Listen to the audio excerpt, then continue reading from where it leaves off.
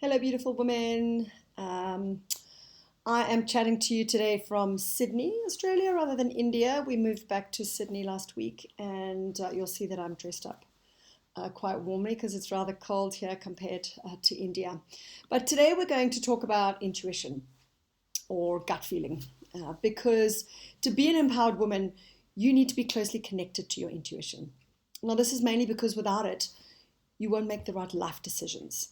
So, we're going to talk about how to make your intuition or your gut feeling stronger so that you can recognize it immediately.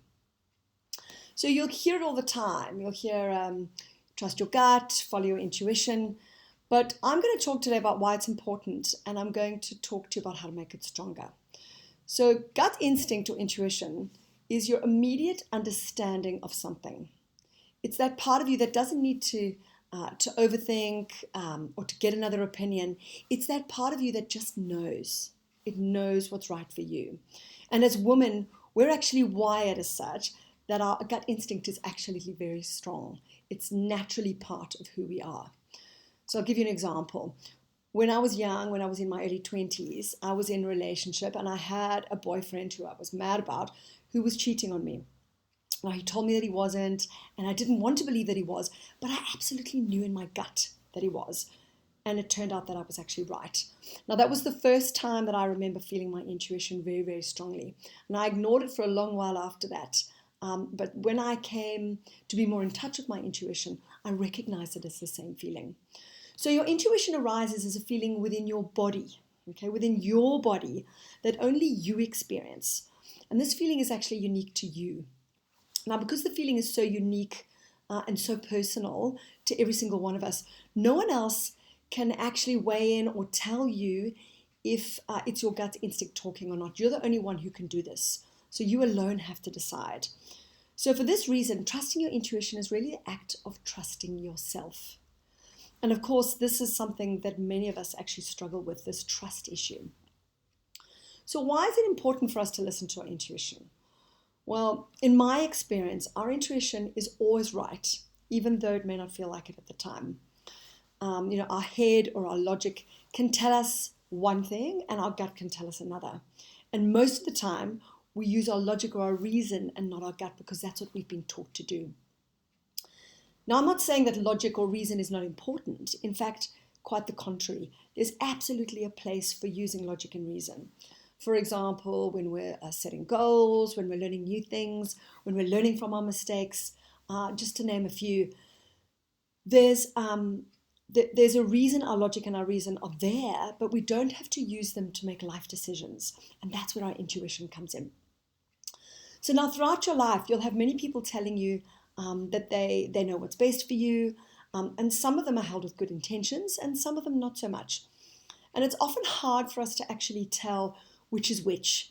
But if you put aside all of those external opinions and you instead listen to your own intuition, what it'll do is it'll guide you to what is truly best for you. Now, you can call this your unconscious, you can call it the universe, you can call it nature. It doesn't really matter what you call it. You can call it whatever you want to. But there is something greater than yourself that knows what's best for you. So as you may well know, and I've certainly learned this over the years, the process of trusting your gut is not as simple as it sounds, especially when our logic, our reason, our mind, and our specific habits and even our relationships pull us unconsciously in the opposite direction. Now, the great thing is that our intuition is so deeply instinctual. It's so much part of us that even if we've been out of touch with it for our entire lives, it's actually still there. And it's always ready to be accessed. And it's actually as strong as ever. All we have to do is to recognize it and to listen. And the more that we recognize and listen, the stronger it becomes. Now, there are a few things that get in the way of our intuition, and I want to share those with you today, what I believe to be the four most important things. And if you can recognize these, it's going to be so much easier for you to actually hear your gut, for you to hear your intuition. So the first thing that gets in the way of your intuition is overthinking. Now, most of us in the modern world are guilty of this, right? This overthinking, what some of us call analysis paralysis. Now, intuition is defined as the ability to understand something instinctively without the need for conscious reasoning. Okay, I'm going to say that again. Intuition is defined as the ability to understand something instinctively without the need for conscious reasoning. So when we overthink or we overanalyze or we're stuck in our mind and we're not using the body signals to notice our intuition, that's when we run into problems. So I often ask my clients, are you answering this with your mind or with your body? And there's a real difference here, and it's really important to recognize it. Now, the second thing that gets in the way of our intuition is our unconscious bias. What our unconscious bias is it's quick judgments that the brain automatically makes based on past experiences. So it's our unconscious mind making judgments based on our past experiences. Now, remember, these biases are put in place by the unconscious mind to keep us safe. Yeah? They're rules that the unconscious mind creates, even when they're not necessarily helpful or true, to help itself to feel like it has certainty. And that's what the unconscious wants. The unconscious wants certainty. Not necessarily the truth, but certainty, even when that certainty is untrue. So unconscious bias keeps us once more actually in the logical mind and away from the body sensation or the intuition. And now, how do we know the difference? It's whether you can actually physically feel the sensation in your gut or not, whether you can feel it in your body. Not whether you can rationalize it in your mind, but whether you can actually feel it in your body or not. Now, the third thing that gets in the way of intuition is a loved one or authority figure's opinion or advice to us. Now, often the person who has the greatest power to cloud our intuition is, in fact, those that are the closest to us. So, someone close to you whose love or approval you wish to win over, or whose opinion you may, deeply value. Now, remember again, though, whilst their advice may be logical and sound, it may not be right for you.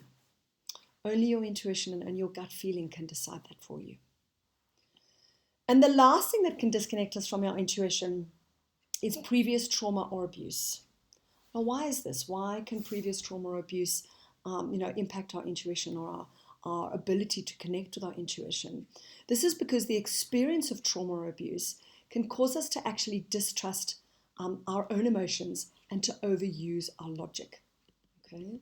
So since trusting our intuition is the same as trusting ourselves, in this sort of scenario, connecting with our gut instinct can be a real struggle. Yeah?